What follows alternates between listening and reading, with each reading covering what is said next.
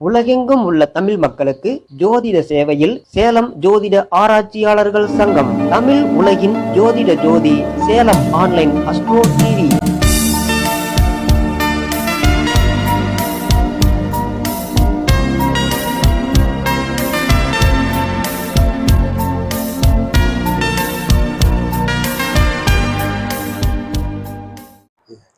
சேலம் ஜோதிட ஆராய்ச்சியாளர் நல சங்கம் நடத்தும் 17வது மாதாந்திர கருத்தரங்கம் மிகவும் சீரும் சிறப்புமாக நடந்து கொண்டிருக்கிறது. இந்த கருத்தரங்கில் ஆத்தூர் பரமசிவ ஐயா அவர்கள் மருத்துவ ஜோதிடமும் செவ்வாய் தோஷமும் என்ற தலைப்பில் பேச இருக்கிறார். செவ்வாய் எப்படி மருத்துவமாக வேலை செய்கிறார், மருந்து எப்படி செவ்வாய் வேலை செய்யுது அப்படின்றத அவர் உரையை கேட்டு நம்ம தெரிஞ்சு கொள்கிறார்.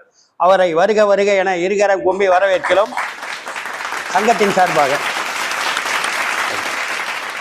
அனைவருக்கும் வணக்கம். எல்லாம் வல்ல இறைவனுக்கு முதற்கண் வணக்கத்தையும் நன்றியும் தெரிவித்துக் கொண்டு சேலம் ஆராய்ச்சி சங்க ஜோதிட ஆராய்ச்சி சங்க உறுப்பினர்களுக்கும் மற்றும் நிர்வகிக்கும் பொறுப்பாளர்களுக்கும் முதற்கண் வணக்கத்தை தெரிவித்துக் கொண்டு இந்த கூட்டத்திலே 17வது கருத்தரங்கிலே பேச வாய்ப்பளித்தமைக்கு நன்றியும் தெரிவித்துக் கொண்டு தற்போது நான் ஏற்கனவே மருத்துவ ஜோதிடங்கிற தலைப்பில் பேசுகிறேன். முதல்ல ஜோதிடனா என்னன்னு ஒரு தலைப்பில் பேசியிருக்கேன்.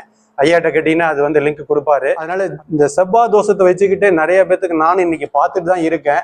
எனக்கு இதை பத்தி ஐடியா இல்லைன்னாலும் இப்ப நம்ம கல்யாணம் பண்றவங்க ஒன்று 2 பொண்ணு மாப்பிள்ள பாருங்கன்னு சொல்லி கொண்டு வந்து கொடுக்கும்போது பாத்தீங்கன்னா 30, 35 பெண்களின் வயது.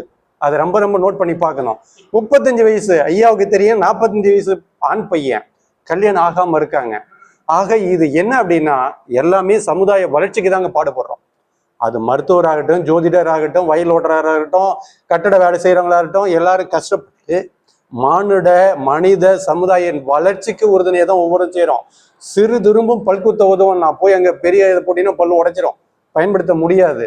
ஆகவே ஒவ்வொரு மனிதனும் மனித சமுதாயத்திற்கு நலனை கொடுக்க வேண்டும் என்ற நோக்கிலே பார்க்கணும். ஆக இப்ப போன ஒரு மீட்டிங்ல வந்து எல்லாரும் சொல்லும் போது நம்ம ஜோதிடர்கள் தான் சொல்றோம், நம்ம கல்யாணத்தை நிறுத்துறோம் அப்படின்னு சொல்றோம். அது எந்த அளவுக்கு உண்மை அப்படின்றது எனக்கும் தெரியல. ஆனா இவ்வளவு வயசாயும் கல்யாணம் பண்ணாம இருக்கிறது நம்ம சமுதாய சீர்கேடு பெரிய இதாயிடும். ஒவ்வொரு கண்ட்ரிலையும் இன்னைக்கு குழந்தை இல்லைன்னு சொல்றாங்க. அது அங்கு சீதோசன நிலை. நம்ம இந்தியாவில சீதோசன நிலை கண்டிப்பா குழந்தை பிறந்துட்டு தான் இருக்கு. இது பல்வேறு மருத்துவ காரணங்கள் ஒருத்தர் தள்ளி போகுதுங்கிறது வேற விஷயம். ஆனால் குறிப்பிட்ட வயதிலே கல்யாணம் பண்ணணும். நம்ம மருத்துவர்கள் யாரு, நம்ம ஜோதிடர்கள் யாரும் திருமணத்திற்கு தடை ஏதும் இல்லாமல் ரொம்ப குறைந்த வயதிலேயே, அப்ப 11 வயசு 19 வயசுலேயே கல்யாணம் பண்ணாங்க. ஒவ்வொருத்தர் 20 வயசுக்குள்ளே போதுமான குழந்தைய பெற்றுக்கிட்டாங்க. அப்படி இருந்தவங்க தான் நம்ம. ஆக குறுகிய வயதிலே கல்யாணம் பண்ணணும். செவ்வாய் தோஷத்தை எந்த அளவுக்கு பாதிக்குது, செவ்வாய் தோஷத்தால நிக்குதுன்றதை பார்க்காம இதுக்கு விதியும் இருக்கு, விதி முறைகளும் இருக்கு. அடுத்த கட்டமா நவீனமா இப்போ ஒரு உதாரணத்துக்கு அன்னைக்கு வந்து முருகப்பெருமான் உலகத்தையே சுத்தி வந்து ஆனா வாங்க முடியல. அது மாதிரிதான் நம்ம ஜோதிடம் நம்ம ஒத்துக்கணும். ஏன்னா பல ஆயிரக்கணக்கான விதிகள் இருக்கு, விதி விலக்குகள் இருக்கு.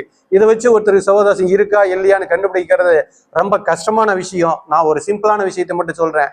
இதை விட சிம்பிளான விஷயம், மருத்துவத்துல ஒருத்தருக்கு செவ்வாய் தோஷம் இருக்கா இல்லையா அப்படின்றது ரத்த பகுப்பாய்வு செய்ய முடியும். நான் செஞ்சுட்டு தான் செஞ்சிருக்கேன். ஆகவே ரொம்ப குறுகிய வழியில தெரியாத வழிக்கு ஷார்ட்கட் வழி நிறைய இருக்கு, இறைவனையும் கொடுத்துருக்காரு. நம்ம மனிதனும் புதுசா அப்டேட் பண்ணிட்டு இருக்காங்க. ஆக செவ்வாய் தோஷத்தை மிக விரைவா உண்மையா பார்த்து தெரிஞ்சுக்கிறதுக்கு மருத்துவ பகைப்பாகவும் இருக்கு. ஜோதிடத்தையும் வச்சுக்கிட்டு அந்த தோஷத்தை யோகமாக மாற்றக்கூடிய அமைப்புகளையும் பார்த்து இளம் வயதிலேயே திருமணத்தை நடத்தணும்னு ஒரு நல்ல நோக்கத்தோடு நான் இந்த சிற்றுரையை உங்களுக்கு தொகுத்து வழங்க இருக்கிறேன். இப்போ ஒரு மாதிரி ஜாதகம் ஐயா அப்புறம் திரும்ப போடுவாருங்க. மாதிரி ஜாதகத்தினுடைய தேதி பார்த்தீங்கன்னா 13/9/2001 10:40 AM பிறந்திருக்கு. ஒரு காலை 10:40 AM. லக்கணம் பார்த்தீங்க அப்படின்னாக்கா விருச்சிக லக்கணம். 2ல் செவ்வாய் கேது 2 இருக்கு. 3, 4, 5, 6, 7ல் சனி இருக்கு. 8ல் வந்து ராகு குரு சந்திரன். 9ல் சுக்கிரன். சூரியன் வந்து பாத்தீங்கன்னாக்க 10ல் இருக்கார். 11 இது பெண் ஜாதகம். இது ஆத்தூர். புதன் வந்துட்டு 11ல் இருக்காரு, 12ல் மாந்தி இருக்காரு. இப்ப இது பாத்தீங்கன்னா செவ்வாய் தோஷத்துக்கு நம்ம வந்து சொல்லக்கூடிய ஒரு விளக்கணம் என்ன பார்த்தீங்கன்னா, செவ்வாய் பார்த்தீங்க அப்படின்னா 3, 6, 11 ஆகிய இடங்களை தவிர யார எங்க இருந்தாலும் மகிழ்ச்சி அளிக்க மாட்டார், தோஷம்தான்னு நம்ம பழைய நூல்கள் எல்லாமே சொல்லுதுங்க. இப்போ இதுல 2 குடும்பஸ்தானம், சுகஸ்தானம் 4, கலத்திரஸ்தானம் 7, மாங்கலிஸ்தானம் 8, அயன சயன போகஸ்தானம் 12. இதுல செவ்வாய் இருந்துச்சுன்னா லான்னு போட்டிருக்கக்கூடிய இடத்துல இருந்து இந்த இடத்துல வந்து செவ்வாய் இருந்துச்சுன்னா செவ்வாய் தோஷம் தாங்க. இது வந்து 2வது ரூல். 1வது ரூல் வந்துட்டு செவ்வாயில 3, 6, 11 இடங்களை தவிர வேற எங்க தான் செவ்வாய் தோஷம். இப்ப நம்ம கணக்குல சொல்லிட்டு இருக்கிறது 2வது விதி. குடும்பஸ்தானம் 2, சுகஸ்தானம் 4, கலசரஸ்தானம் 7, மாங்கலிஸ்தானம் 8, அயன சயன போகஸ்தானம் 12. இதுல இருந்தா செவ்வாய் தோஷம். இப்ப அடுத்தது பாத்தீங்க அப்படின்னா சனி ராகு கேது இவர்களுடன் செவ்வாய் சம்பந்தப்பட்டால் அல்லது பார்க்கப்பட்டாலும் தோஷம் விலகிடும். 3வதா அந்த தோஷத்துக்கு பரிகாரம். இவ்வளவும் பார்த்துட்டு தான் நீங்க தோஷம் இருக்கா இல்லையான்னு சொல்லணும். இப்ப நீங்க பார்த்து நீங்களே சொல்லலாம் இதுல வந்து செவ்வாய் இருக்கா இல்லையா அப்படின்ட்டு. இதுல பாத்தீங்க அப்படின்னா 4வது மேசத்திலோ விருச்சிகத்திலோ செவ்வாய் இருந்து அதுவே 2ஆம் பாவமானால் செவ்வாய் தோஷம் நிவர்த்தி. 5 ரிஷபமோ துலாபமோ 4ஆம் பாவமாக இருந்து அதில் செவ்வாய் இருந்தால் தோஷம் இல்லை. 6 கன்னியோ மகரமோ 8ஆம் பாவமாக இருந்து அதில் செவ்வாய் இருந்தால் தோஷம் இல்லை. சந்திரனுடன் செவ்வாய் சேர்ந்திருந்தால் தோஷம் இல்லை. 8 குரு செவ்வாய் சேர்ந்து இருந்தால் தோஷம் இல்லை. 9 மேசத்திலோ விருச்சிகத்திலோ செவ்வாய் இருந்தால் தோஷம் இல்லை. 10 12ஆம் அதிபதியாக செவ்வாய் இருந்து அவர் 8இல் இருந்தால் தோஷம் இல்லை. 11 செவ்வாய் பரிவர்த்தனை யோகத்தில் இருந்தாலும் தோஷம் இல்லை. 12 1, 4, 7, 8, 12 ஆகிய இடங்களில் சனீஸ்வரர் இருந்தாலும் தோஷம் இல்லை. 13 லக்கணம் மகரமாக அமைந்து செவ்வாய் 12ஆம் வீடாக தனுசில் இருந்தால் தோஷம் இல்லை. கன்னியா லக்கணத்திற்கு 7ஆம் வீடான மீனத்தில் செவ்வாய் இருந்தாலும் தோஷம் இல்லை. 15 ரிஷப லக்கணமாக இருந்து 7ஆம் வீடான விருச்சிகத்தில் செவ்வாய் இருந்தால் தோஷ நிவர்த்தி. 16 கடக லக்கணத்திற்கு 8ஆம் வீடான கும்பத்தில் செவ்வாய் இருந்தால் தோஷ நிவர்த்தி. 17 குருவோ சுக்கிரனோ 1, 7இல் இருந்தால் தோஷம் இல்லை. 18 செவ்வாய் நீசம் வக்கரம் அஸ்தமனம் இருந்தால் தோஷம் இல்லை.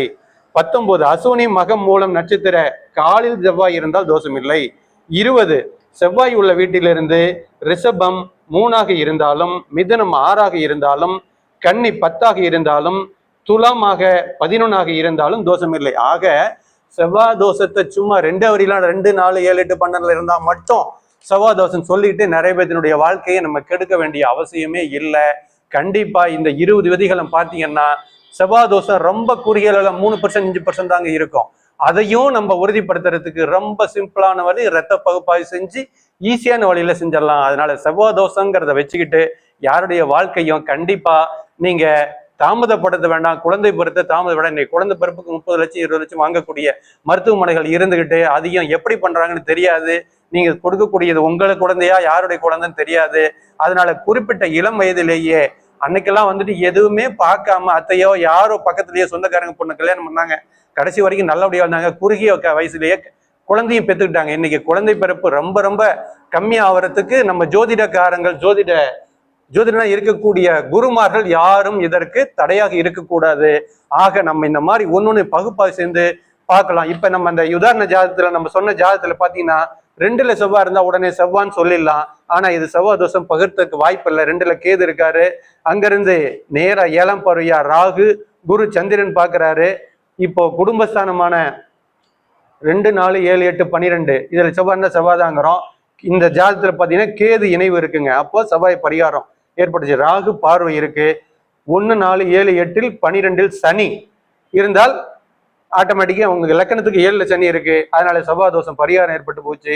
அடுத்தது பாத்தீங்க அப்படின்னா செவ்வாய் உள்ள வீட்டிற்கு கன்னி 10வது வீடுன்னா பரிகாரம் அதாவது இருக்கக்கூடிய செவ்வாய் மூலங்கிற நட்சத்திரம் நீங்க சாரம் சொன்னீங்களா அந்த சாரத்துல இருக்காரு. அடுத்து அவரே கேது சாரத்திலையும் இருக்காரு. ஆக இவ்வளவு இருக்கிறதால இந்த 6 பாயிண்ட் இன்னும் நீங்க அனுசரிச்சுக்கலாம் நிறைய இருக்கலாம். இதுல செவ்வாய் தோஷம் இல்லைங்க. அப்போ இந்த பாப்பாவை செவ்வாய் தோஷம் உள்ள பையனுக்கும் கொடுக்கலாம். செவ்வாய் தோஷம் இல்லாத பையனுக்கு கொடுக்கலாங்கிறத விட செவ்வாய் தோஷம் இல்லாத பையனுக்கு கொடுக்கலாங்கிறது ஒண்ணு. செவ்வாய் தோஷம் பார்க்கறதுக்கு செவ்வாய் தோஷம், ஆனா உண்மையிலே செவ்வாய் தோஷம் இல்லை.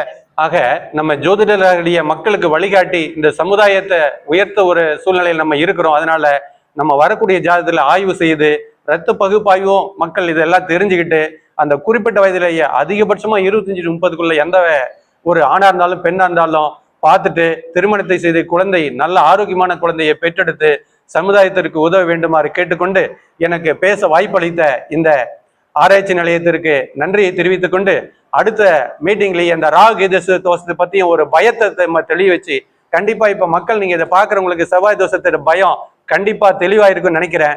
ஆக நம்ம இன்னொரு வழியும் இருக்கிற ஒரு செவ்வாய் அந்த ரத்த பகுப்பாய்வு செஞ்சு பண்ணிக்கலாம் அப்படின்றத எல்லாரும் தெரிஞ்சுக்கிட்டு நீங்க கண்டிப்பா இதை பயன்படுத்தி சமுதாயத்திற்கு ஒரு நல்ல சூழ்நிலையை உண்டாக்கி தருமாறு அனைத்து ஜோதிடர்களையும் வணங்கி கேட்டுக்கொண்டு என்னுடைய உரையை முடித்துக்கொண்டு விடைபெறுகிறேன். நன்றி, வணக்கம்.